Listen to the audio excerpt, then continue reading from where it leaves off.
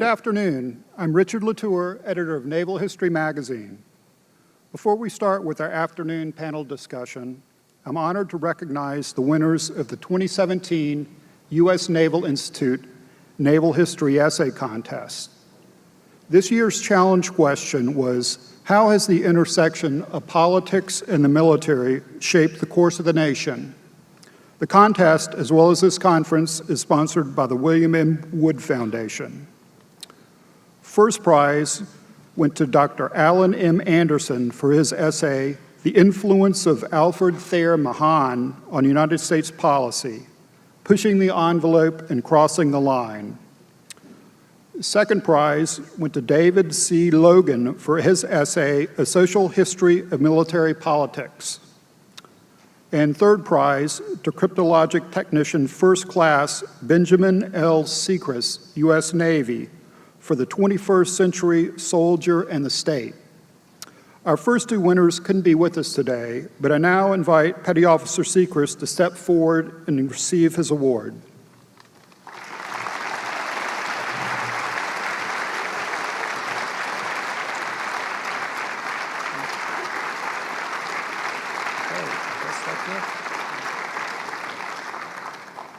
Thank you very much.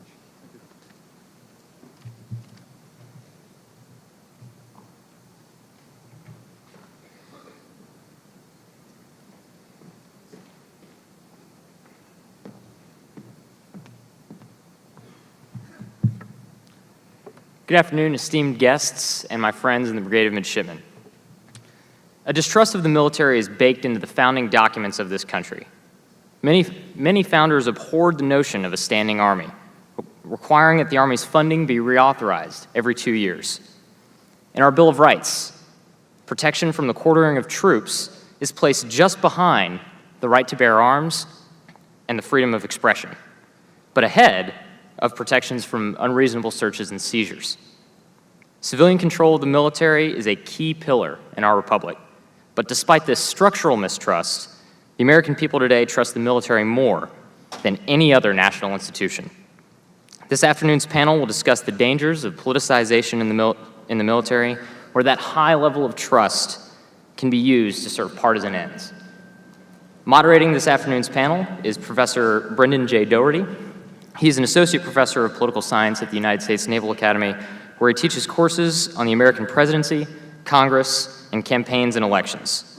He's the author of the book, The Rise of the President's Permanent Campaign, and today Professor Doherty will lead our panel in a conversation to highlight the politicization of the military and the blurred lines of neutrality. Excellent. Thank you, Midshipman McKinney. Good afternoon. Good afternoon. All right. Folks, thank you very much for joining us. It has been an enlightening day, a fascinating day, and we hope to conclude this conference with a lively discussion and leave plenty of time for question and answer. So as we dive in, please be cooking up questions that you'd like to ask this distinguished panel. So I could use up a good portion of our panel time just going through the full biographies of our panelists. I won't do that, but let me give you a few highlights. So on my right is Dr. Kori Schake. Dr. Schake is a distinguished research fellow at Stanford University's Hoover Institution. She served in policy roles at the White House on the National Security Council, at the Department of Defense, and at the Department of State. During the 2008 election, she was senior policy advisor on the McCain-Palin presidential campaign, and she's the editor of a book called Warriors and Citizens, American Views of Our Military. The co-editor actually was someone you might have heard of, Secretary James Mattis. Next, we have Lieutenant General Christopher Miller, who served for over 33 years on active duty as an airman, retiring as a lieutenant general. He last served as the Air Force's Deputy Chief of Staff for Strategic Plans and Programs. When you go down his resume, it's remarkable just how much he has done. He led planning, policy, and strategy for U.S. Northern Command and for NORAD. He served as the senior Air Force commander on the ground in Afghanistan. He served as defense policy advisor to the U.S. ambassador to NATO. He has over 3,200 flying hours, and he's currently serving as the Helen and Arthur E. Johnson Chair for the Study of the Profession of Arms at the U.S. Air Force Academy, otherwise known as the school that's very busy right now getting ready for a football game. To my left is Lieutenant Colonel Amy McGrath. She's a 1997 graduate of the United States Naval Academy. She served as a Marine Corps officer for 20 years following her graduation, retiring in June.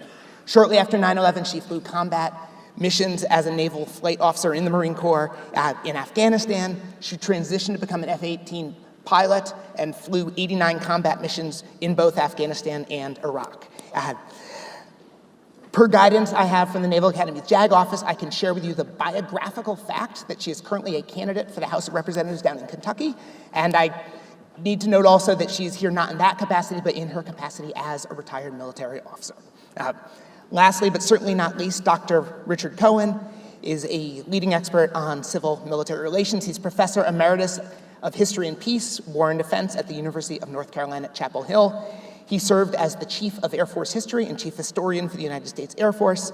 Among his many publications is one that was a finalist for the Pulitzer Prize about the establishment of the U.S. military at the start of the Republic. So with that, let's get started.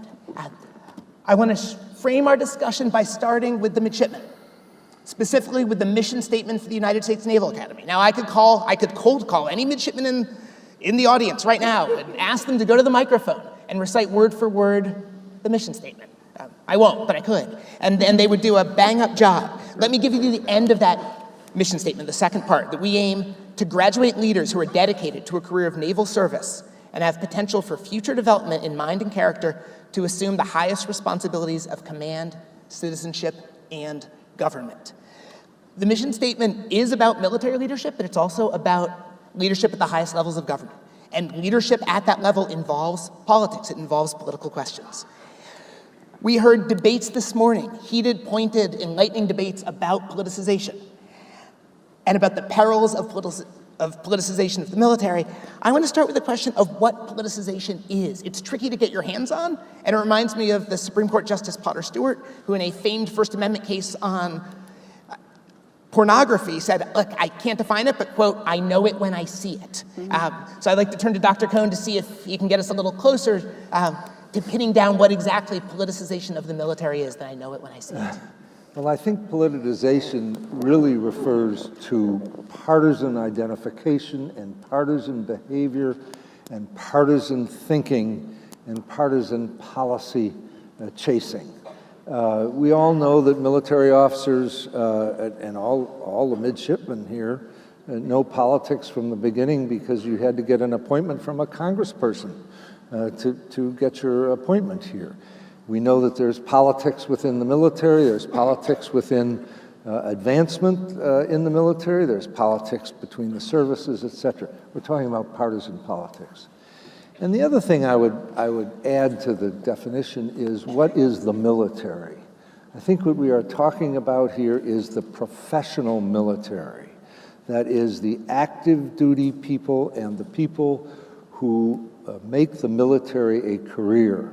When the question was asked, would having more veterans in Congress militarize the Congress, and Admiral Mullen answered no. I agreed with that because citizen soldiers, that is people who come and serve for a tour or 2 tours, we don't think of as the military. They are citizens who serve.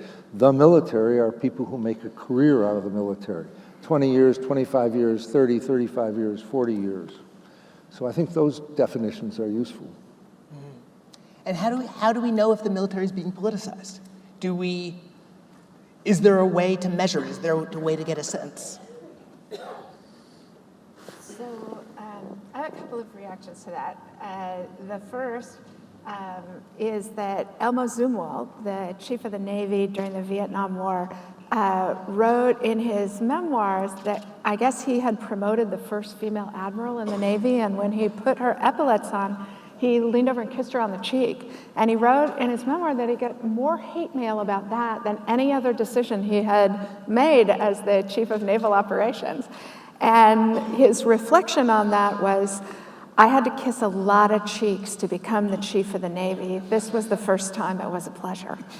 My experience of dealing with military people in high political positions is that the American system works best when there is a limberness, when there's an ease of conversation, When it works badly, as Colin Powell was talking this morning, the run-up to the Iraq War, it's when the system gets brittle, when people don't trust each other to say, hey, here's what I'm worried about, and because they expect the answer is going to be, can't we find a way to work through this?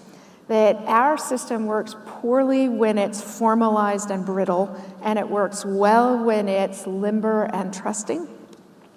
And the challenge about politicization of the military, I absolutely agree with Dick that we do a disservice to veterans by conflating politicization of the military and political behavior by veterans.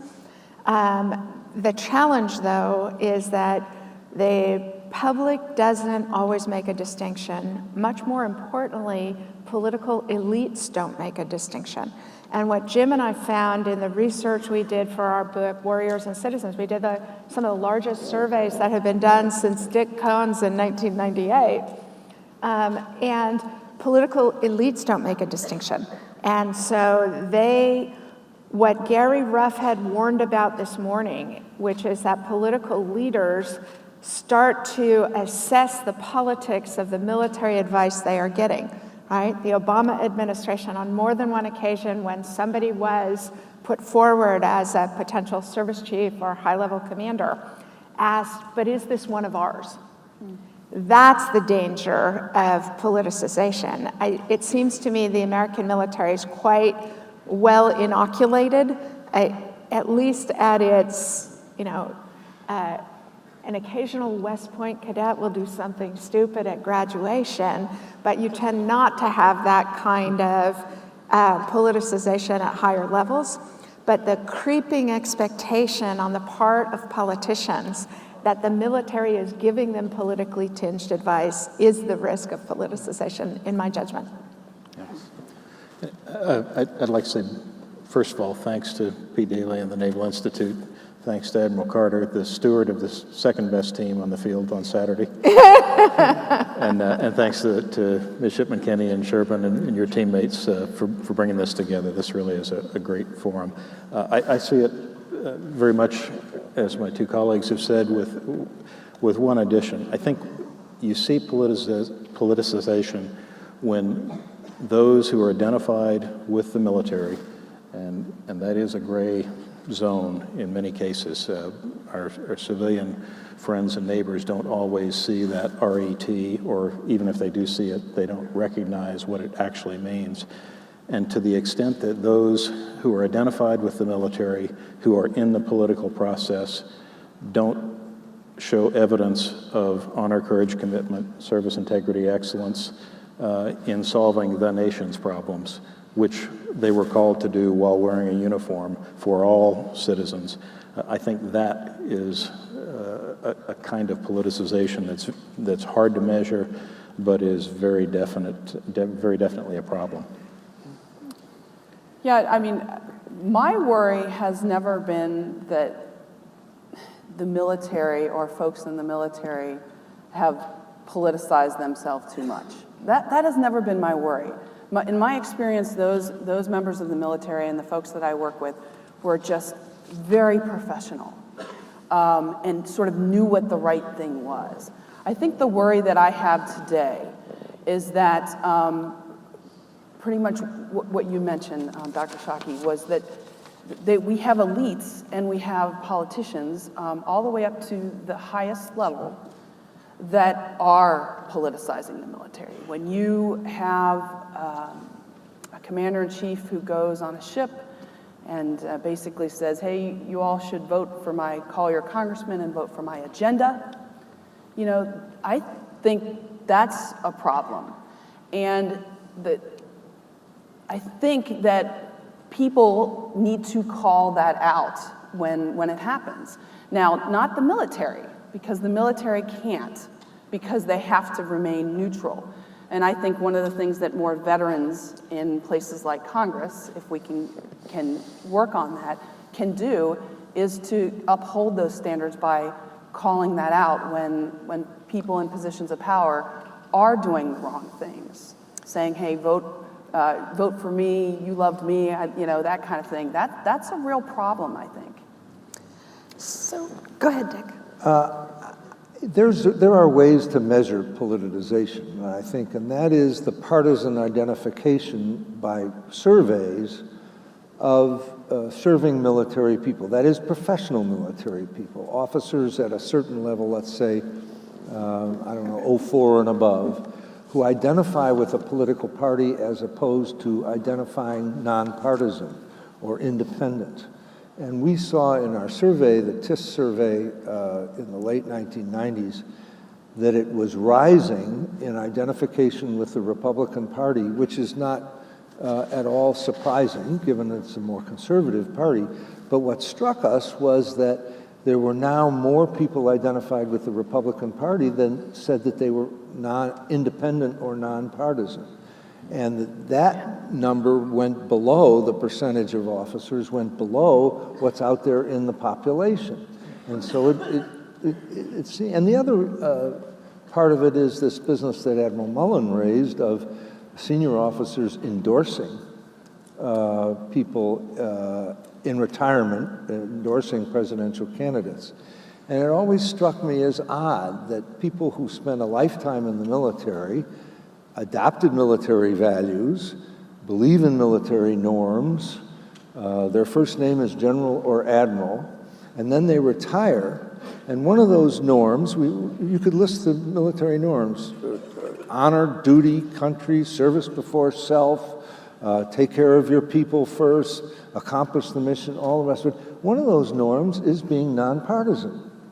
And so once you've spent 35 years in the military and you retire and then you start endorsing presidential candidates, have you given up that norm as a professional officer? Do you still identify as a professional officer? When I retired from the University of North Carolina, I did not suddenly endorse plagiarism. It might have been more convenient in retirement to start plagiarizing, but I didn't think it was proper.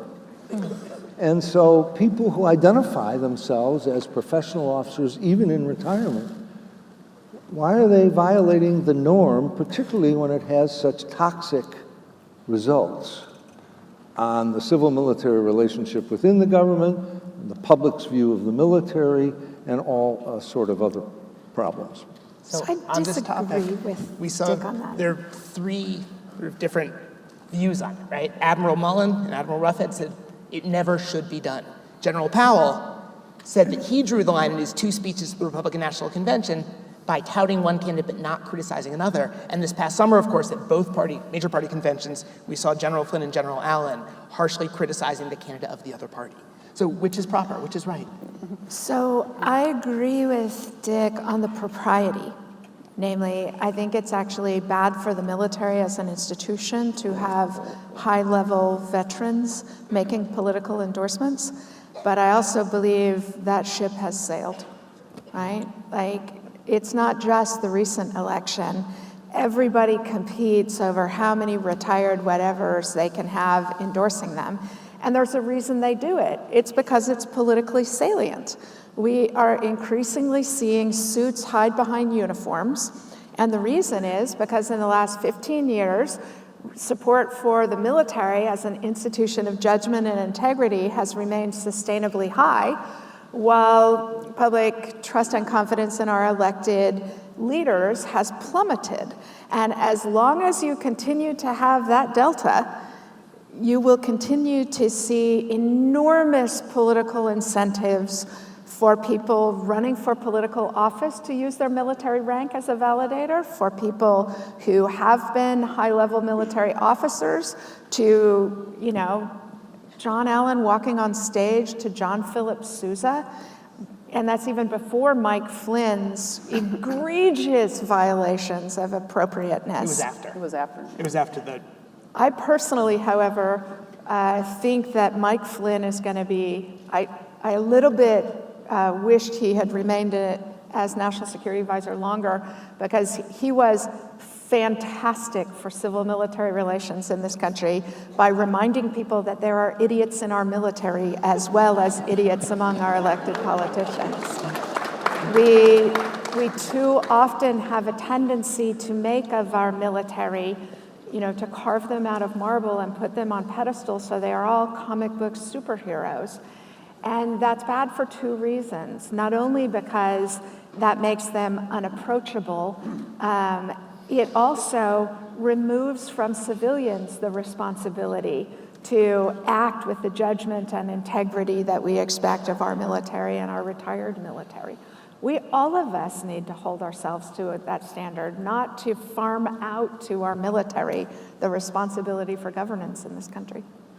Yeah, if I could add a footnote to that, there's a recent column by Dave Barno and Nora Bensal that talked about John Kelly's the risks that he has assumed by taking on the position of Chief of Staff, and one of them goes exactly to what you just talked about, the fact that the military has had very high prestige, has been admired for its capability and its leadership, and now you have a senior military leader who's been tremendously successful in the Marine Corps, who is in a position where any failures he has as a Chief of Staff in a White House that is inherently political could in fact damage the overall reputation of the military. So I think it's an interesting point and something to ponder. The other thing I would say, just as to your point about leaving the norms of the service, when you have particularly senior retired officers who leave the service, there's also an issue of competence. You know, Sam Huntington, famous for quoting Laswell, famous for saying that the competence of those who wear uniforms is the management of violence. So the question then needs to be asked, if you have someone who goes from managing violence as a professional pursuit, something in which they're expected to have great skill and expertise, and then very shortly thereafter endorses someone for a whole slew of things that have nothing to do with a lifetime's worth of professional experience, A, it's a stretch for anyone, and B, it can eventually result in, again, criticism of our capability as a military for making delicate political judgments in a minefield that we are not familiar with navigating. So I'm sorry, Dick, go ahead. No, I was just going to say, I agree the ship has sailed, but you've got to recognize what we were talking about here. When Admiral Crowe broke the code, even though P.X. Smith preceded him by 4 years, that was actually a political intervention. Because what he did was to take Bill Clinton's fitness to be President of the United States off the table in that election. Now, we don't know, and the survey work that Peter Feaver's done shows that it really only helps Democrats a little and a tiny bit, because the population expects the Republicans or the military to be more in favor of Republicans. So when you get a slew of generals and admirals who endorse a Democrat, that gets a little bit of attention. But that first time not only broke a professional norm, but it actually, and when you think about it, you want the military intervening in politics. There were something like 26 flags who stood, including Admiral Crowe, and it was just astonishing. Although the ship has sailed, we still have to remember, and I've tracked all the 4-stars who do these endorsements, it's still less than a quarter of them in the retired. There are usually 200, 225 retired 4-stars alive, and there are not that many that do it. I mean, there are slews of 3 stars, 2 stars, 1 stars, et cetera, but we have to remember that. So thinking about the factors that affect perceived politicization. So first, let's look at what members of the military do when they're still in uniform. We have high-ranking members of the military who serve in political positions. Right now, H.R. McMaster is a lieutenant general, and he is serving as National Security Advisor. President Nixon had General Al Haig serve as his chief of staff while he was still on active duty. We've had countless members of the military, including a number of my colleagues at the Naval Academy, serve as legislative fellows in Congress. Does this raise red flags? Does this contribute to the politicization of the military? So there's a little bit of survey data on this from one of Dick's very good students, Peter Feaver and Jim Golby. And it looks, so the public is wildly in favor of the military doing the kind of endorsements all of us dour intellectuals oppose them doing. And what the question that Peter and Jim posed was, do these endorsements then change the public view of the military? And there's not enough data to really clearly discern yet, but what it looks like is happening is we begin to have a public attitude about the military that we have about the Supreme Court. Whereas people very much want it to be partisan in the favor of their own views. And when their own views don't carry the policy, they blame politicization of the military. I think that's a really important question for our active duty military folks to worry about, because the second thing is that what came through clearly in the surveys that Jim and I did for Warriors and Citizens is that the only effective break on both veterans and high-level active duty people being much more political in their behavior is the attitudes of their peers. The sense of a profession and violating a professional norm is the only effective break on all the incentive structure goes the other direction. But to the extent that it matters what political elites think about this, political elites already believe that they need to watch very carefully because every senior active duty military person around them is a political actor. Well, that's true. But, you know, I mean, with regards to your initial question with General McMaster, and, you know, I personally think it's not a good thing. You have a man who's in uniform, who has sworn an oath to defend the Constitution, and has come out and said, well, my job is to further the agenda of the political agenda of the president. And I just think that to me, that crosses the line. I almost wish he would just have retired and then moved into that position. Awesome. I mean, I think that is the line that we should draw. I don't think active duty admirals and generals should be in those types of political positions. And you were a fellow in Congress. I was. Were you treated by congressional staff as a nonpartisan member of the military or as a member of the staff? I was treated as a nonpartisan member. I was assigned to a member who is by nature partisan. Right. But I didn't necessarily get a choice in that assignment. It was an assignment. And my job there was to learn the process, and to bring my expertise at my level, I was an 04 at the time, to that member or to her fellow members, if asked, and the staffers. So I don't think that it was in the same manner as what we're seeing from the National Security Advisor today. Now, does it make a difference if you're talking about domestic politics or foreign policy?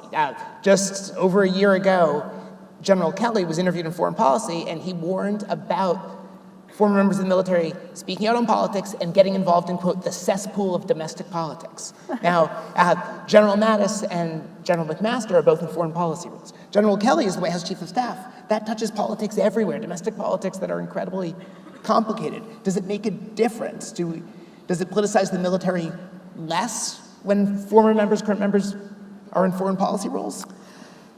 So one of my bets noire is the way that we encourage the public to treat veterans and the active duty in the same way, and we talk about them in the same way, because there's no restriction on veterans doing anything they want. And you know, in 1948, we wouldn't have said, oh my God, all these veterans are involved in American high-level policy, because everyone was a veteran in 1948.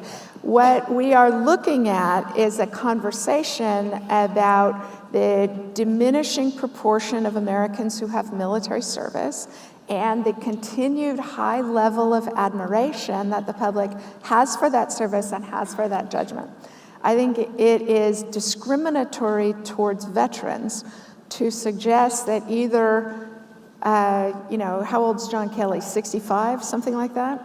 That he has no views on American domestic policy just because he didn't so much work on that, or that he can't be a competent chief of staff and is somehow darkly militarizing all of these issues.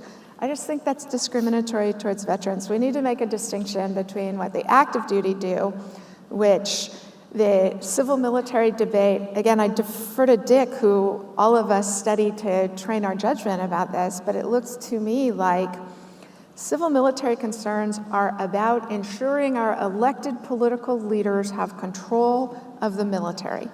And it's not about constraining veterans' ability to contribute to American society. But you have to remember, and this is a point that Kohn made, everybody in government is to some degree a prisoner of their Rolodex and of their experience. And when you have these top three people, McMaster, Kelly, and Mattis, all kind of, and with Tillerson, who seems to be, the Secretary of State seems to be a rather weak Secretary of State in many ways. Some say he's even wounded now. You get a certain perspective to policy, and they are almost unable not to be put in the position of advocating for the president's agenda. Secretary Mattis has avoided it to a large degree. General Kelly seems to hide from the press wisely. But General McMaster has been thrust into the position, and full disclosure here, McMaster is a good friend of mine. I was his advisor in graduate school and directed his PhD thesis and all the rest of that stuff. But the truth is that he is put in the position, as many national security advisors have been, of advocating for the entire foreign and military and national security policy of the United States. And I don't remember General Powell behaving in that role very much as a national security advisor. I don't remember what Admiral Poindexter did other than almost go to jail. So he was on active duty, but those are the only two predecessors who were actually still on active duty. And I also think it's difficult for all three of them to say no to the commander-in-chief. It's just as I guess it was Admiral Mullen who said, the hair goes up in the back of your neck when you're in the White House. There's an aura to it. There's, as one observer has said, there's a cult of the presidency in the last 60 years since FDR in this country. Mm-hmm. And so it seems to me valuable for political leaders, and this goes for the Congress too, not just in the executive branch, to have a range of people advising them, a range of perspectives, a whole range of people in the Rolodex talking to them, and at least one person who can close the door and go in and close the door and say, listen, boss, you're about to commit a huge war crime, or you are going to blow up this country, or X, and say that. So I don't disagree While I would agree with you, I would say that, in the current administration, I believe, even though Secretary Mattis was a general, he's probably one of the only guys that would do that to this president, in my opinion. And that's one of the reasons I think it's good that he's there. I think, to me, the distinction, as I mentioned before, is active duty or veteran status, And I know there's all kinds of regulations that regard former admirals. I'm not one of them, so I don't have to worry about it. But I really think the distinction is, are you active duty, and who do you work for on your active duty? And once you're out and you're a veteran, go be the policymaker, go be the advisor. That's awesome. And I actually think that Secretary Mattis, if there's one person in this current administration that can do the right thing, I have confidence that. So I think it is unfair to freight the veterans in the administration with having a special responsibility to rein in the president, right? Like, I understand the temptation to do it, and I'm second to none in the Jim Mattis fan club, but it is, I don't subscribe to the thank God those guys are there because they're going to save us, because everybody has that responsibility. And in my experience, almost nobody actually exercises it, veteran, active duty, or the Secretary of State, or right? Because the pull to appreciate that the president's the only one of you who got elected. He or she got elected on a platform that they have every right to try and carry out. And you signed up for that when you signed up to be the Secretary of State or whatever. I just think the nobility of shutting the door and telling the president they're about to ruin the country happens much too infrequently. And I also think it's slightly unfair to hold our veterans to a standard we don't hold everybody else in that position to. But that's also why we train midshipmen for leadership here and have them train for standards that are higher than everyone else. I mean, I'm not disagreeing with you. I'm just saying that one of the things that we do that I'm so passionate about, and why I think we need more veterans in places like Congress, is just what Senator McCain stood up there and talked about, is the fact that we're instilled with these values of character, honor, and integrity, and trying to do the right thing. We don't always do it, but I think that that's valuable. And having I know it's unfair to keep veterans at maybe a different standard, but I guess I'm just somebody that believes that we should be held to a different standard, because that's what we signed up for.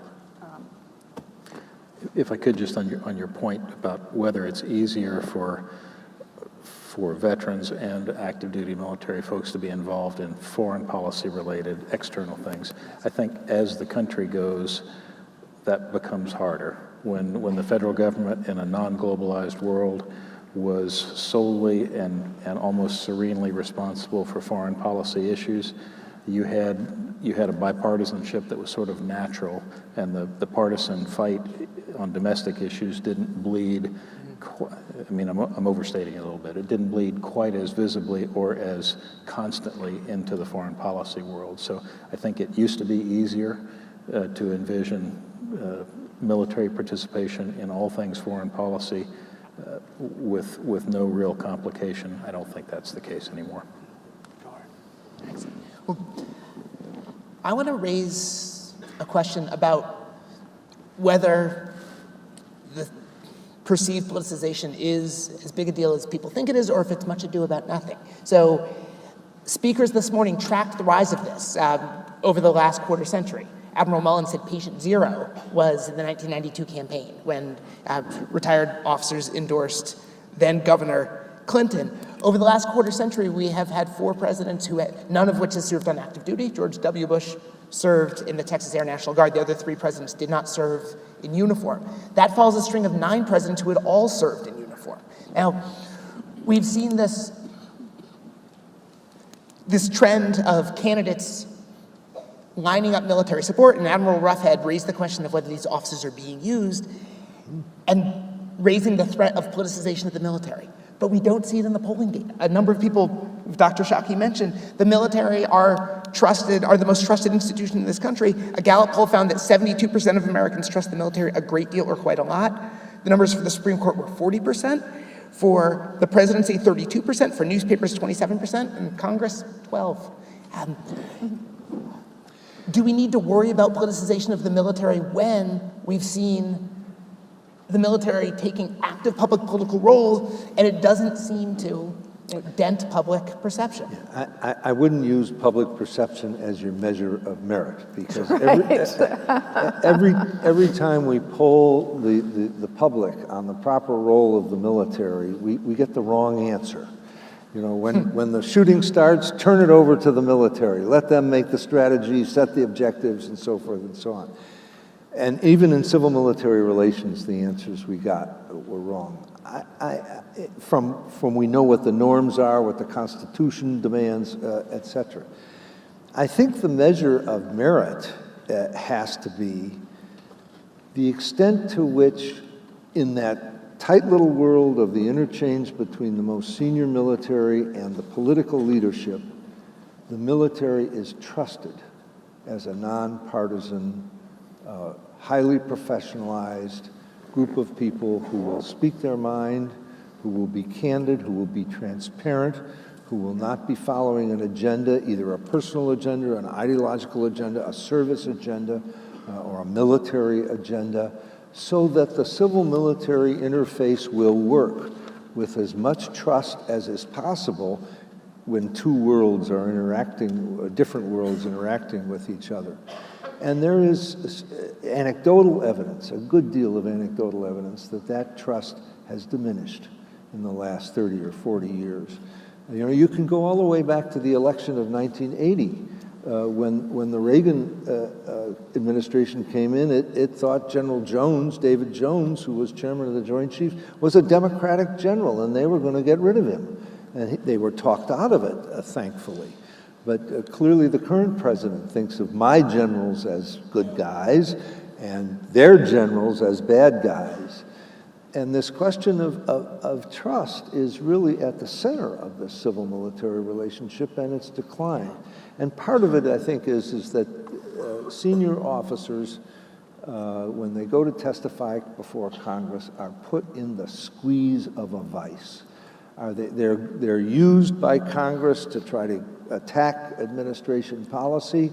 The administration, most administrations do not give the senior military credit for their responsibility to advise the Congress directly and candidly, and so there's this constant push-pull. And I mean, you can laugh and say that's why they got the big bucks and all the status and so forth, but it's not positive for the administration or for civil-military relations. So respectfully to Admiral Mullen, patient zero is not the 1992 election, right? Leonard Wood, while Army Chief of Staff, ran for president, campaigned in uniform in 1920. Douglas MacArthur, newly retired, gave a 1952 Republican National Convention speech. The role of the American military in public life has varied so widely, right? Like for the midshipmen present, you probably can't imagine a world where you have the experience John McCain and his fellow Vietnam veterans did when they came back from the war that they fought. These are the norms and conventions we have about civil-military relations. We tend to mark to the era of the all-volunteer force, and we tend to mark it to the start of the volunteer force because that's when the force starts getting smaller and smaller relative to our population, and it's also when the professionalism of the force ramps up so strikingly. But in fact, these have always been tumultuous decisions. There wasn't, virtue in the Republic before the 1992 election, and we've been on a toboggan ride to disaster since then. These are always fraught issues in society because, with the exception of the Vietnam period, there tends to be enormous American support for people who choose to protect and defend the Republic. I do think there's... Sorry, go ahead. Don't you think that older generation, though, was more assiduous in avoiding being identified in a partisan way?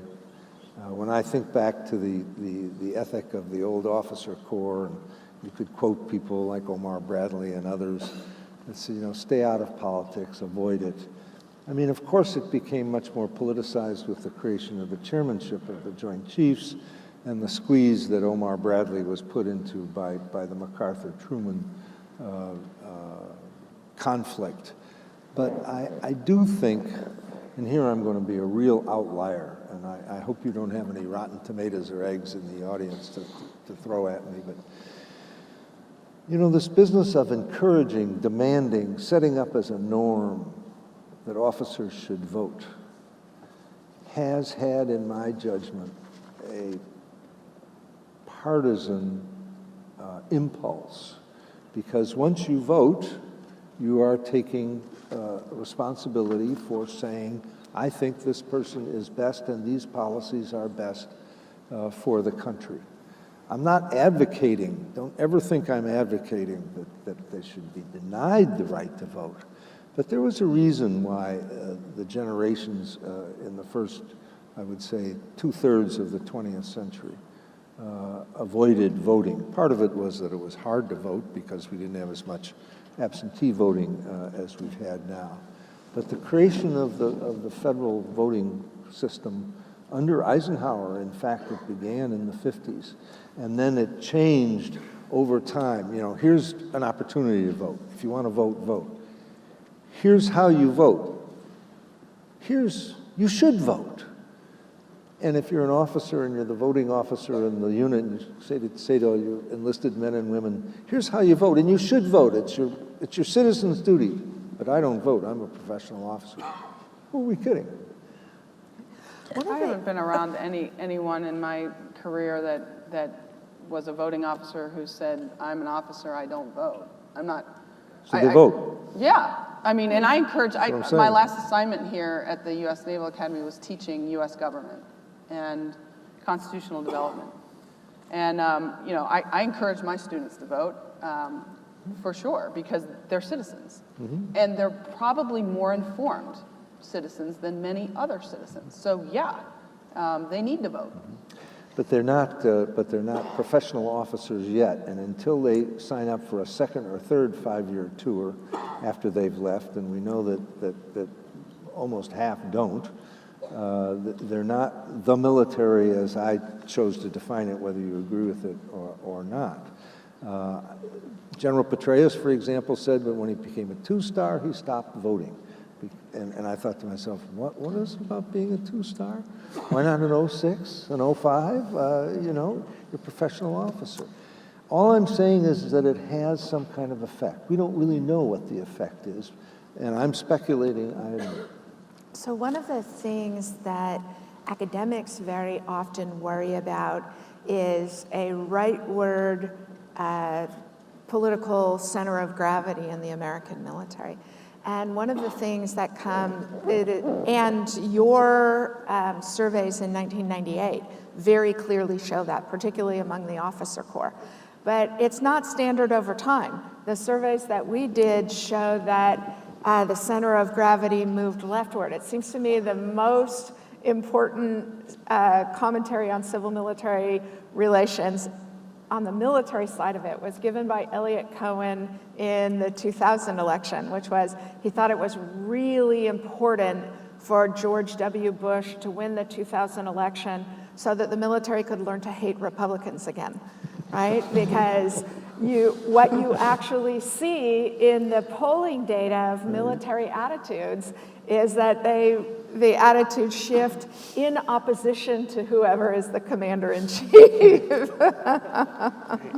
Because you have the most experience with the guy who's making bad decisions most recently. I worry about politicization, but from a slightly different perspective, because we've talked a lot about the highly visible people at the top of the pyramid, but I envision them as, you know, call it a credit card-sized rudder on an aircraft carrier, call it a quarter-degree change in heading for an airplane. You know, in the short term, you don't see anything, but 1,000 miles downstream, you've made a very, very large shift. And where I think we may have a challenge is over time, as the norm shifts slightly to seeing senior officers more engaged visibly in political, with a capital P, discussion. I see that in the social media that I do track in our cadets at the Air Force Academy, and I'll bet it's the same thing here on Yodel and other little things. You have political attitudes expressed freely, sometimes anonymously, sometimes not anonymously, on Twitter and other things. And what I think some of our younger officers don't necessarily realize or haven't projected forward to think about is that they're building a track record over time.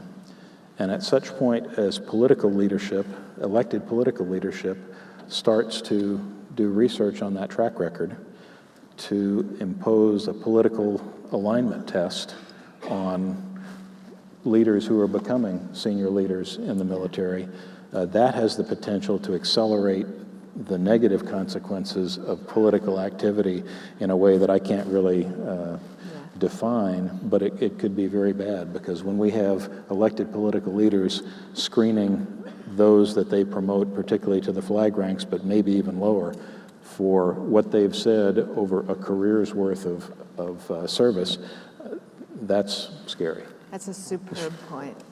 As usual, The Onion captured the political reality of this perfectly with the headline, "All potential presidential candidates for 2040 already disqualified on social media."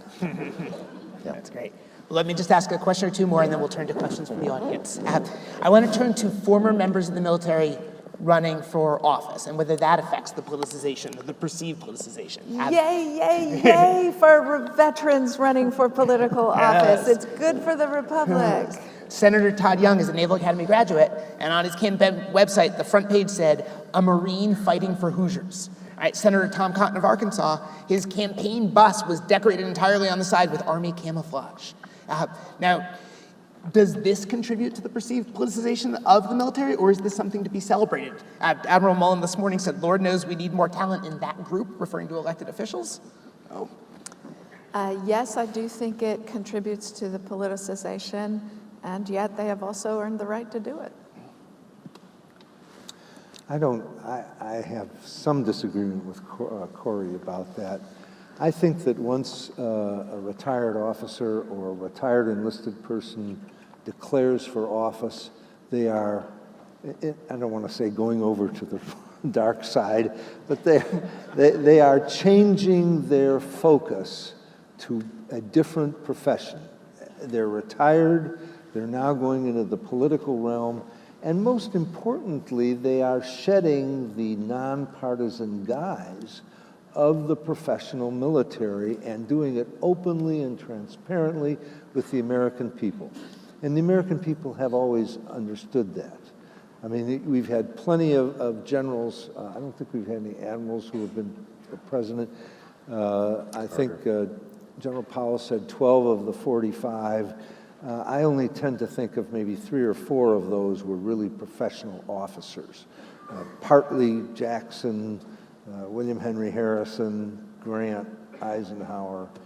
The others were, kind of citizen soldiers who had risen to volunteer rank as flag officers. But I think if you look at their record and you juxtapose it with the trust and confidence that the public has in the military, they don't seem to do any better than Sally Jones, who was a ward committee woman in Chicago running for Congress with the help of the machine. I mean, I just don't see it as that. I think by and large people sort of get it. You have to run. You have to run a campaign. And you have to use the experience that you have to do it. And so the question of, do former members running for office, if they tout what they did in their past, is that politicizing the military? I personally don't think so, because look, you have former members of the military running on both sides. Right. We're not all Republicans running for office, all right? And so therefore, I don't think it politicizes because it balances out. And you have to run on your character. You have to run on who you are and what you've done. So I think that's really important. And I think it's really important for former members of the military to run when they're out of the military. When they're in, they need to be absolutely apolitical. The best compliment I got at the end of every semester after teaching U.S. government and constitutional development, which is a sort of very political class because we talk about current events all the time. The best compliment I got was when someone came up to me afterwards and said, at the end of the semester, and said, "Ma'am, are you a Republican or a Democrat?" That's awesome, because then I knew I was wearing the uniform and I was presenting both sides, and I could go home at night and say, yeah, I'm doing the right thing. Now that I'm out, I'm a little bit more free, right, to say what I believe and what I want to do. And the thing about it is we have to have veterans run because we have the lowest percentage of veterans in recent history in places like Congress, and it shows. And it shows. And if you come back to why you raise your right hand to defend the Constitution against all enemies, right? And we have to think about what in our national security today, what is one of our biggest threats? And you can talk about North Korea, and you can talk about all these other things. You know, think about the dysfunction that we have currently. Senator McCain talked about it. Jets falling out of the sky because of sequestration and that sort of thing. I take that personally, and that's one of the reasons, you know, that, and it doesn't matter what party you're from. We need more people to do it, more veterans.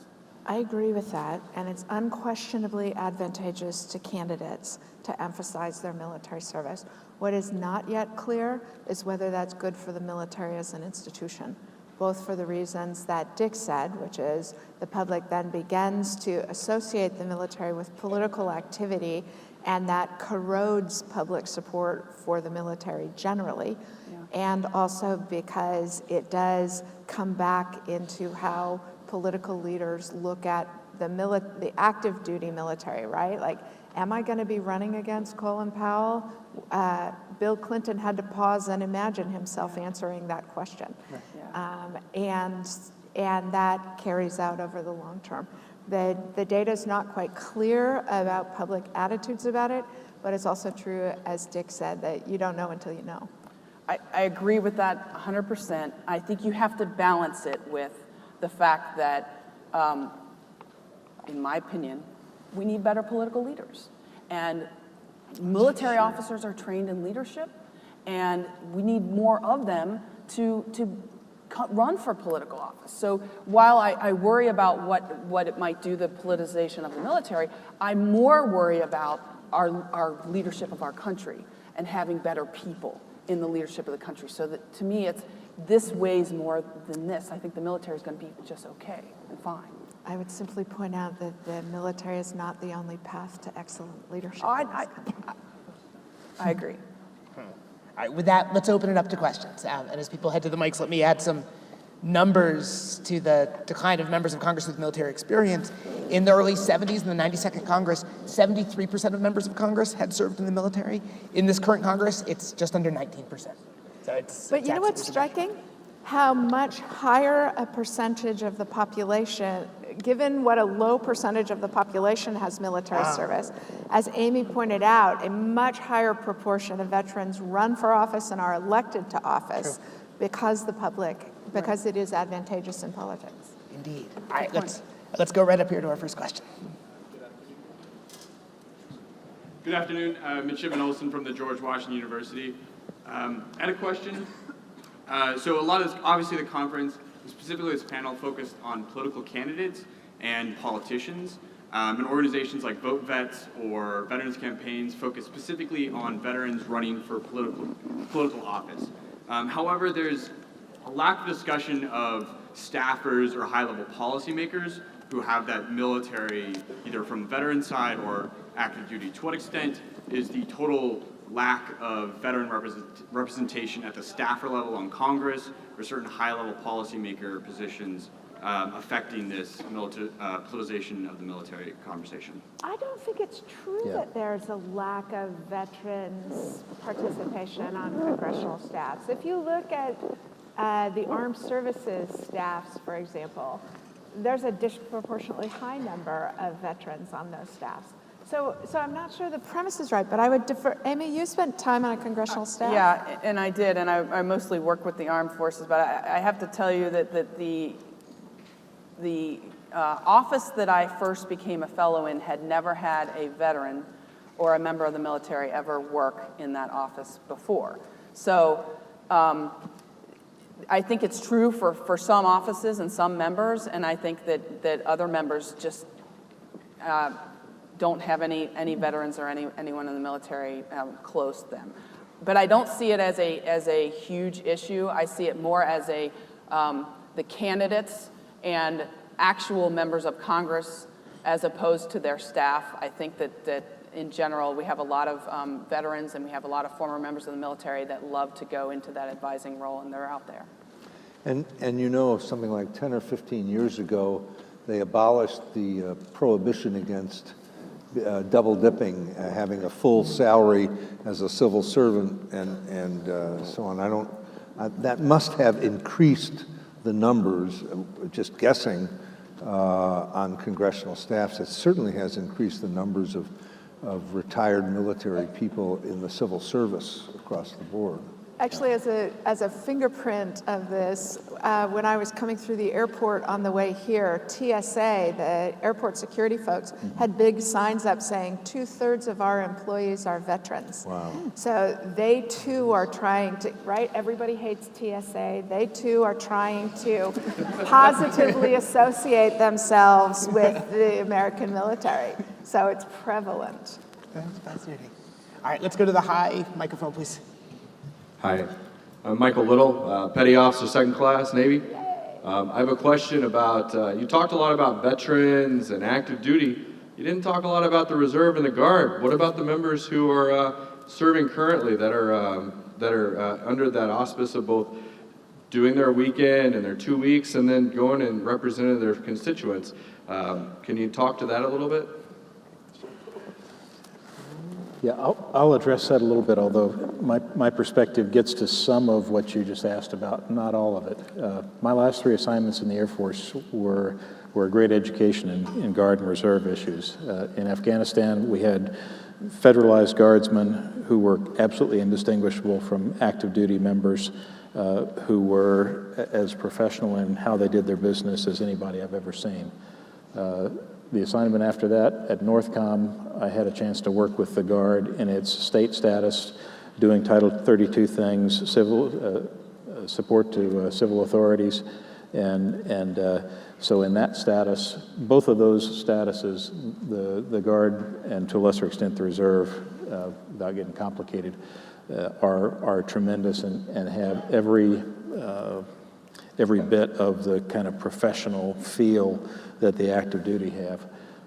In my last job as the Air Force's programmer, had a very complicated relationship with particularly the Guard, because when the budget went south, then what you saw is that Guardsmen as serving military professionals have an incentive to be just as good, just as dedicated, which means they need to train on good equipment, they need to train with their brothers and sisters in the active force.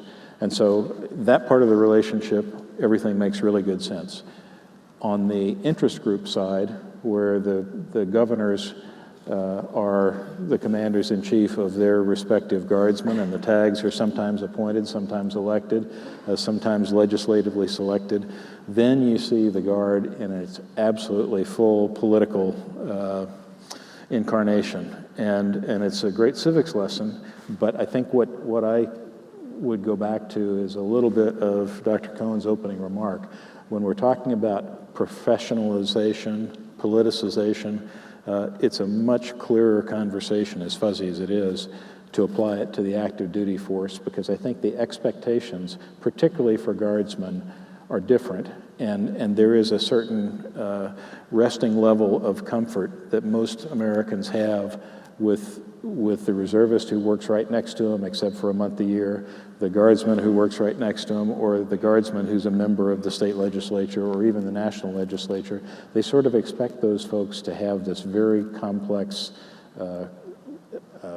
bifurcated relationship with both of their worlds. And actually, one of the things I walked away from that 10-year period with is a great admiration for people who can pull that off, because it's not easy. And it does put them in a lot of very challenging circumstances in both in-unit leadership and their relationships with others in the active force and in politics in general. So I'm not sure I hit exactly your question, but I'm trying to illustrate that it's a very complicated subject. Yeah, I'm way happier that I am completely out and running for office than having to navigate being a reserve officer and running for office. It would be extremely difficult, I think, for me personally. So I don't know that there's an answer. I think the system that we have right now is a good system. I think those people who are still in the reserves, who are either in political office or running for office, have a fine line there, and it's a tough one. I'm glad I'm not doing it that way. All right, let's go right up here, please. Good afternoon, Scott Cooper. I'm a retired Marine and an alum of this place. There's a great book about this exact topic from the 1990s that David Halberstam wrote called War in a Time of Peace, Bush, Clinton, and the Generals. He concludes the book with this observation that he did not go looking for the ghosts of Vietnam, but he found them, especially in two institutions so damaged by that conflict and so essential to the success of America, and that was the U.S. Army and the Democratic Party. Are we in a similar time? Are there parallels to what exists today in our society? So I can hiss Scott Cooper because we are old and close friends and are just back from spending some time together in Iraq and Jordan. Tempted as I am to throw that hard question to the rest of the panel, I will try and take a stab at it. I do think there was, in the 1970s, a real divorce between the Democratic Party and the military. And I think you still see evidence of that in the late 1990s. I don't think that's any longer true. The surveys that I have seen, for example, of military voter registration, is that for enlisted soldiers, soldiers, sailors, airmen, Marine, and Coast Guardsmen, I should say, my West Point reflexes are showing, that they are slightly more Democratic Party registrants than Republican Party registrants, and the officer corps are slightly more Republican registrants than Democratic registrants. But the officer corps tends to shift over time, as does the enlisted corps. They are both, however, consistent with party registration by income level and by educational experience. So it's not at all clear that it has anything to do with their military service. I don't think there is any longer a divorce between the Democratic Party because the Democratic Party's plenty smart and self-interested enough to understand the value of healing that breach, and I think they absolutely did it by the early thousands. But others may have a different view. My impression is that the ghost of Vietnam still hangs over the Democratic Party. It may be perhaps ideology. What's the three words we use? God, guns, and whatever. A more conservative party, the Republican Party, seems to get more credit, I think, from the public for strong national defense. And I detect, maybe it's just my own supersensitivity to it, having lived through Vietnam and the aftermath, but I see Democratic politicians going to greater lengths to try to prove their bona fides on national security. And I remember Barack Obama being gone around the country with Tony McPeak being introduced by the ex-Air Force Chief of Staff. I see the influence of Admiral Crow and his colleagues intervening. I see Obama, for example, right off the bat, put 3 retired 4-stars in senior positions in his administration. There's I think, a tendency on the part of Democrats to worry about their right flank. Yeah, but if you look at how the Democrats took control of the House of Representatives in 2004, 2006. Yeah, it was 2006, thank you. They did it because Nancy Pelosi went out and assiduously recruited veterans to run in marginal districts. And my guess is Democrats are smart enough to do that this round as well. Well, you know, and I've said this publicly. As living proof of that testimony. I'm very upfront about this. You know, the Democratic Party did not recruit me. I recruited it. And I went at this was solely my decision, and I was never once approached by the Democratic Party. I think, quite frankly, once I launched the campaign, it kind of took the Democratic Party by surprise. And the notion that, you know, and there were all these articles that were written of, oh, Democrats recruit veterans, and I've met several veterans who are running as Democrats in this process in the last 2 months, and we're all kind of looking at each other like, were you recruited? Nope. So we're sort of trying to figure out where this is coming from. But really, I think you're seeing right now, you're seeing a lot of veterans who just are unhappy with the current system, really on both sides. But of course, the military and veterans, we're just part of society. Some of us are Republicans and some of us are Democrats. My husband's a Republican, and he is a 20-year Navy vet, naval pilot, retired the same time I did. He's a Republican, I'm a Democrat. I mean, this is America. And I think many veterans want to stand up and run for office because we think we need better leaders on both sides. So I'm not too concerned about the party or either party at this point. I think we've sort of gotten beyond that, but who knows? We'll see. Let's go up top. Thank you. Midshipman Travis Dill. This is a question for the whole panel. We've made a lot of hay today about lines being drawn between professional officers and non-professional officers, or senior officers and junior officers, and whether that means anything to us. Colin Powell made a point about putting bumper stickers on the back of your car, and maybe it matters if you're a 4-star and everyone's walking by and seeing your Trump-Pence sticker, and maybe if you're an ensign, it doesn't matter as much. And he even admitted to putting an all the way with LBJ sticker on the back of his car. Also talking about social media posts with disclaimers, which should be okay in any circumstance, or maybe not. And someone also made a point earlier, I forget exactly who, about how we'll consider, if you look at the guys on the picture behind you, we didn't really consider Nixon and Kennedy military men as much as we considered Eisenhower a military man. But I'm wondering if you can draw any line at all, anywhere, without using it as a political football to qualify or disqualify someone for office, or if you can say that maybe it's not your place because you went too far in the service or because you didn't go far enough. I'm wondering if any of you would be willing to defend a line drawn anywhere for any of these things, and if it wouldn't be safer to make a larger generalization or to go entirely case by case. Do you mean in terms of rank? Yes, in terms of rank. Sorry. So I think there is and should be higher tolerance from stupidity among juniors than we have among seniors. And that sliding scale works also, right? Like you get better judgment as you get more experience, but also our expectations of your comportment go up higher, right? If Cadet, whatever his name is, who was making political statements while in uniform, right? His Che Guevara t-shirt, that foolishness. That's foolishness in a 20-year-old that whoever his commander is should have a talk with about the effects this has on the soldiers around you. But if the CENTCOM commander did that, I would expect it would be taken a lot more seriously. I blanched when Powell said he had a sticker on his car as a captain. And I get it because of how fraught racial issues were in America at that time. I'm sympathetic for it.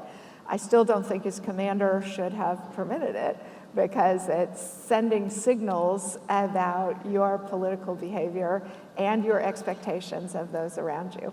I really think the command environment matters hugely, and so I don't think it ought to be accepted of anyone to make a political statement while you are in uniform. The social media part is a really interesting one. That seems to me it ought to be treated as private space because we actually don't want our military not to be engaged in the civic idea building that makes them good citizens.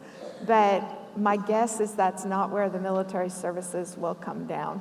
That what you will see is an increasing narrowness of the social media sphere that is considered appropriate for officers of any grade. Let me follow up on that since I tossed the social media thing out there. I think anything from any rank that destroys or degrades the trust of those who depend on that person, that's where I draw a line. So if you're a commander at the flight level, at the squadron level, whatever level you are, if your political positions are known to your people in a way that decrease their trust in your leadership, your impartiality, your ability to make decisions, then that's inherently antithetical to the business of being a good commander. That's where I think when it comes to social media, people can and should indulge in very robust discussion about social issues. But one of the things that I would hope that everyone who wears a uniform would do is do it in a respectful manner. Because if you're respectful to other persons and other viewpoints, then you can have almost any discussion and not damage trust. And so, you know, the active retired line is a very important one because it changes the nature of the trust relationship and the people that you interact with. But when you're in a uniform, I really think that I define the line that way. Just as Krusty said, most of the folks that I served with have no idea what my religion is. I happen to feel very strongly about my religion, but it's not my place for them to make that a factor in how they follow or how they support the unit mission. All right, let's go up to... Yes, to address that question, and I haven't heard it at all today, I thought it was against the law under the Hatch Act that any person active in the military should be showing their political support, bumper stickers or social media or whatever. And I think for those midshipmen and cadets, I mean, that has to be really emphasized here because it is through, unless it's changed. In my career, I think the Hatch Act just says we cannot participate and shouldn't participate in politics as active. Now, where we disagree totally is that because I decided to serve my country, I did not give up my citizenship. And as was brought up today in a very interesting discussion, I thought is what is the most important thing a person can learn in their career is that we take care of those who we served with or served together with or who we support. So when we retire and leave that behind, I think the honor of our profession is that as an American, as a citizenship, as George Washington and all of those who have done in the past, don't you think we have the right to participate and to, especially when a Congress has very few people that even understand the military, understand foreign policy, or even understand even how it functions, that we sit down and become silent? So I think that's my question, is that I feel afterwards, if we have the propensity to care for those who are in the military, to be verbal and to stand tall, just as much as we did in combat. Yeah, and that's one of the reasons I'm running. Amen. I would be curious to know whether anybody in the audience thought that I was advocating that you've given up in any way your citizenship. What I was saying, and what I still believe, well, you thought so. I'm not an audiologist, so I can't speak for your hearing. I would say this.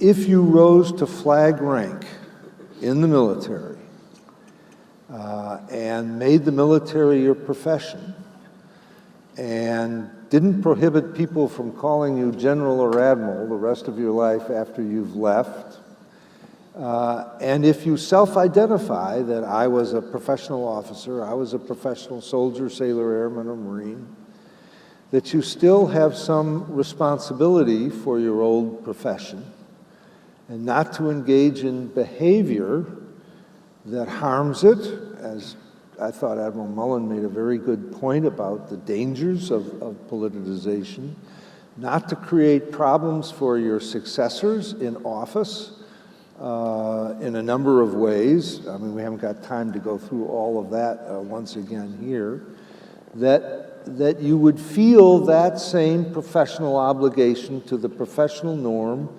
a central professional norm that dictated your service on active duty. If you want to go and run for office, as I've said, you've done a different thing. If you want to get up on a soapbox, we used to have a park in Chicago outside the Newbury Library, which was kind of like Hyde Park in London, and advocate your views, that's fine. What I was talking about, and what has concerned me for 20 plus years now, is the intervention in politics by people whom the public perceive as speaking for the military in such a way that harms the relationship between the American people and the military, and between the political leadership and the most senior military. It's caused some problems in civil-military relations. If I could, I'm a retired flag, and I can't take greater exception to your view of this. Well, please hold forth. And I did write down what you said. And to say, absolutely, when we are active duty, we must remain nonpartisan. Right. But your statement was, and frankly, because it's the Hatch Act, which has nuances, but basically you have to stay out by law. When you retire, there is no such law. Right. You equated nonpartisanship to a norm to the military, Right. It's like leadership and taking care of your people. And you said if you violate that norm when you retire, you equated it to embracing plagiarism. I think that you can't be fundamentally more wrong. So Harry Truman, after he fired... Let me finish, please. I think here, my issue is this. I do understand that there are things that you can say, as Admiral Mullen mentioned, that would undermine the institution. But I think what he forgot to say was there are times as a retired flag officer when your silence itself will undermine that institution.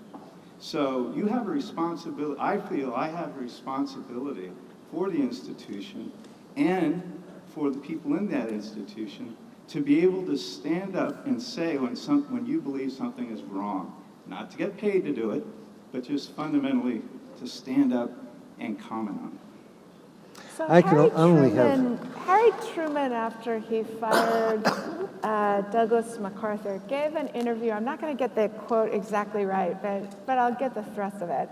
Said, I didn't fire Douglas MacArthur because he was goddamn stupid. I fired him because if I did that, 2/3 of the generals in the Republic would be in prison. I fired him because he disrespected the office of the president. And I think about that all the time, because one of the ways in which we as a civil military culture are different in the year of our Lord 2017 than we were in the year of our Lord 1950, whatever it was when he fires him, is that it's hard to imagine an American president getting elected saying 2/3 of you guys are goddamn stupid. And that speaks to your point that the public expects certain kinds of, has a reverence for your service that gives you stature, with which comes responsibilities. And I love your point about silence having a responsibility as well. But the thing is, when veterans engage in political discourse, it's totally fair political game for people to do what Harry Truman did. And what I notice about high-level veterans engaging in politics is that they are shocked when they get punched in the face by a politician. And that, too, is totally fair game. And so I think part of the anomaly of our current moment is that the military has now, for such a significant amount of time, seen itself as uniquely virtuous in engaging in this dialogue. And that's an asymmetric battlefield that's not likely to remain advantageous that way. I would just add, my first thought was, isn't this a wonderful country? And don't you prove the fact that even though the public may think the military is homogeneous and all have the same attitudes, that you are at odds with large numbers of your retired flag sisters and brethren. And I just think to myself, that's the way it is in this country, and that's the way it should be. But when successive chairs of the Joint Chiefs and many others in the know politically and amongst scholars and amongst retired officers think this has some very serious negative consequences, and when the vast majority of retired flag officers do not engage in political activity other than, well, vast majority don't run for office, but under the guise of nonpartisanship, commit partisanship, I think it says something. Two things. One, in response to the gentleman's point about bumper stickers in the Hatch Act, every election season we get guidance from the JAG that's sent out, and bumper stickers are permitted under the Hatch Act. I haven't read the fine print to understand why, but they are permitted. We have time for one last question, so let's go up to the balcony. No, thank you, and thanks to the Institute for putting this on. I really thought it's been a great day. Now, having said that, Here it comes. and I'm a civilian. I was in the Peace Corps, so I guess I'm over on that side. Is that the side I was on? I find this interesting, but I think that if we would have, my question, well, sort of, would we be even having this discussion in a period of time when we had a citizen army, Civil War, World War II, Vietnam? It seems now that the sort of the genesis of this whole discussion is it's come out of, since you got rid of the draft, you've gotten in the professionalized army, which has pretty much turned into a cult in terms of how it's perceived. And my point is, we survived McClellan, who was commander of the Army of the Potomac, and he did run against Lincoln in 1864, which, if you're talking about an egregious move by an ex-commander. We survived MacArthur. We survived the revolt of the admirals. We survived this, that, and the other thing. So my question is it really that big an issue? When we had citizen armies, it seemed that, somebody wanted to say something, Joint Chief or somebody wanted to endorse something, it was like, yeah, whatever. So I'm just arguing that maybe this is a result of where we are now at this historical moment, and maybe when we think that there's dangers out there, maybe we're overstating that. Dick Kohn, that's your wheelhouse, man. Okay. There is no question that we have had considerable civil-military discord all the way back in our history. In fact, the second commanding general or senior officer in the U.S. Army was in the pay of the Spanish at the beginning of the 19th century. We're not talking about the survival of the Republic here. We're talking about, we would survive it unless something really radical happened.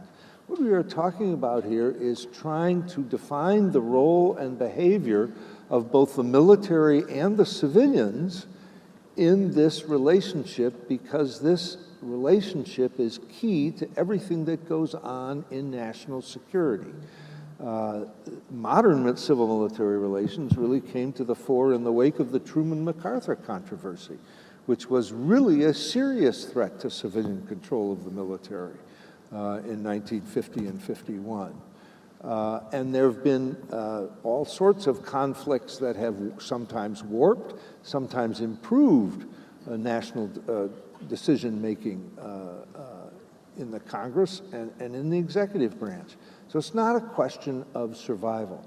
It's a question of bettering the relationship both between the military and the American people and between the senior military and the political leadership.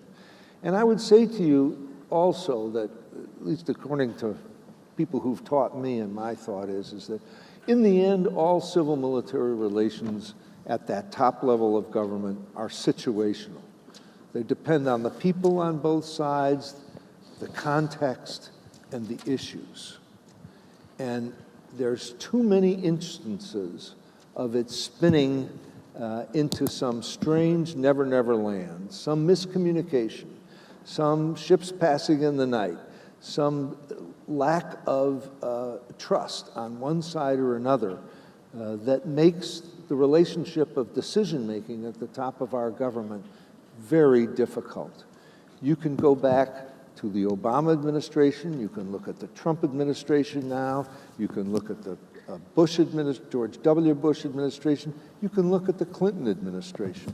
But you also can look at the Eisenhower administration, in which in the last year of his presidency, President Eisenhower once talked about the senior military and their resistance to his, and their speaking out against some of his policies as, quote, damn near treason. I mean, this is not, and this is the only professional soldier of the 20th century who had the presidency. So there are problems in this relationship that I think we have failed to take into account. We historians are at fault for this because it's essential to the education of officers in this country that we talk about it and think about it. Because the civilians rotate through, they have many other things on their minds. Often they don't have any military experience or even any military understanding. Some of them are quick learners, some of them aren't learners. And so you just have to say to yourself, this is an important subject to think about. And sometimes it waxes hot, and sometimes it's not a problem. It depends on the people, the situation, and the issues. I just have one comment. You talked about the cult of the military and this idea that increasingly people are thinking of the military and trusting them and not trusting the politicians or trusting other leaders. You know, I do think that's an issue. And I think it's an issue because the military isn't always right, especially when it comes to some of these social issues that we look at, and I've heard this my whole career, the military should not be a social experiment, you know, and this is not what the military wants, these gays or these women or whatever. And you know, when I look back at my career, and I look back at when I was 12 years old watching C-SPAN, watching all of the service chiefs testify, because I was the only 12-year-old watching C-SPAN. All of the service chiefs testify on whether women should be able to fly fighter jets, and almost all of them said no.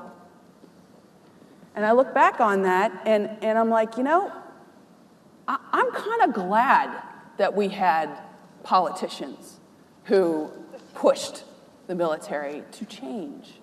And it was completely a political issue at the time. If we had this conference 25 years ago, we'd be talking about the politicians pushing their agenda. I'm kind of glad that happened, because I wouldn't have had a job in the last 20 years. And so, you know, I think that it's not always a bad thing when we talk about politics interwoven with the military and pushing the military to do things, not always listening to the senior officers as this is the Bible, what they say. So I think, yeah. So the last thing that I would add to that, it's been a tough issue. There have been lots of reasons why we have been pushed and grown, but this conversation is only going to get harder and more important, because if you look at the number of warfighting domains, the number of connections between people in the world, the number and kind of adversaries we're going to have to deal with, the number of government and private organizations that are involved in a conflict space of some sort, the business of how people relate to each other in a professional and constructive way is just always going to get tougher. So it's a conversation that we have to have, period. Great. And Admiral Daly told me we have time for one last question. Bishop McKinney, who introduced our panel, is up at the mic. Hello, everyone. I'll try and make this brief. So we talked about the high level of trust that the military has these days, but I'm wondering if that level of trust is too high.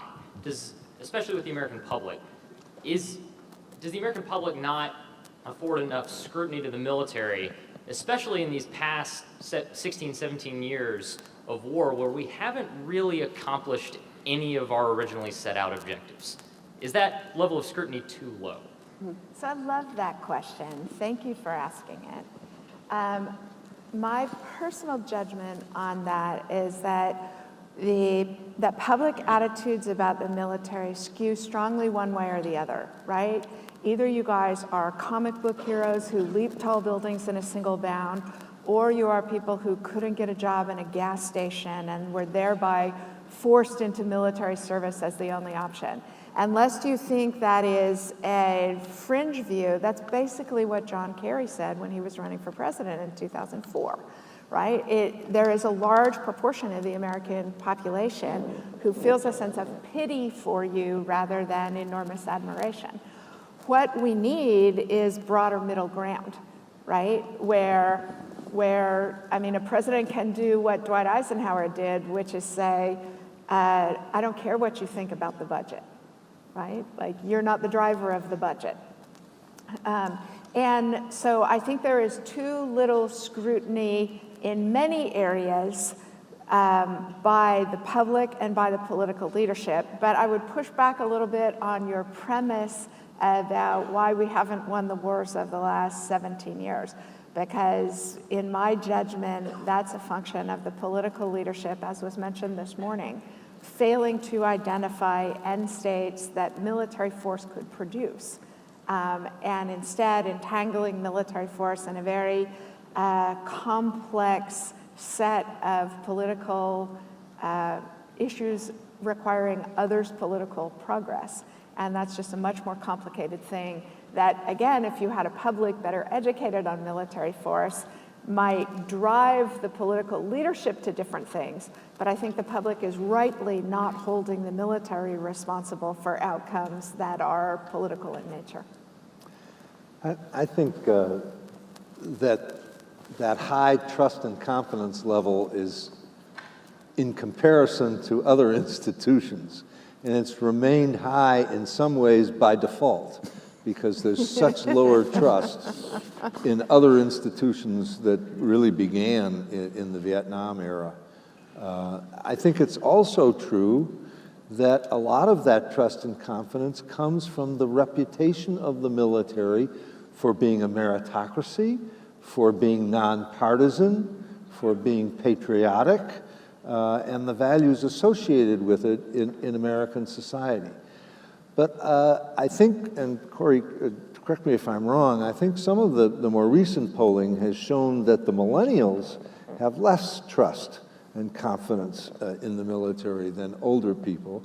And I would also say that the American people, by and large, this is my sense of it, don't trust a lot of elites and institutions. I mean, isn't Beetle Bailey still a cartoon, you know, and the lampooning of the brass and this kind of thing? And when we did that polling on the TIS study in the late 1990s, we asked one question which was very revealing.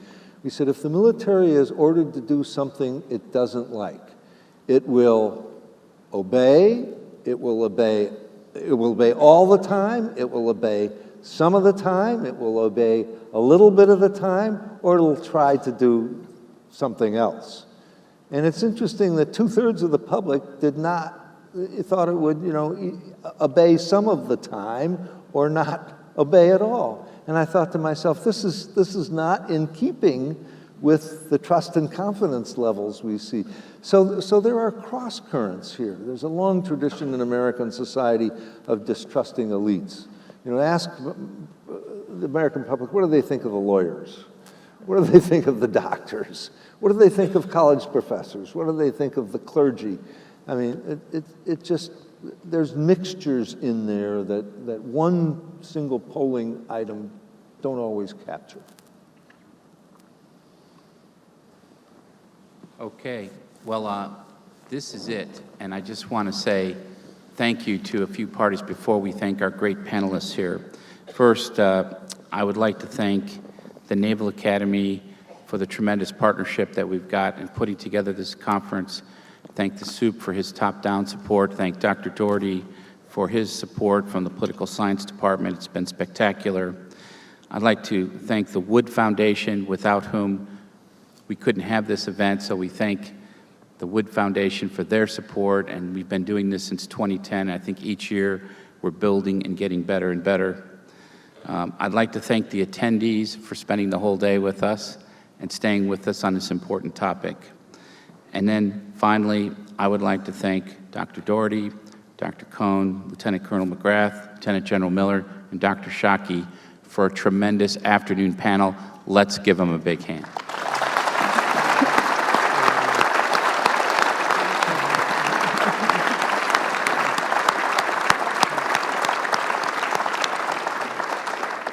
each of our panelists will get our Naval Institute Press book, The Leader's Bookshelf, by Jim Stavridis and R.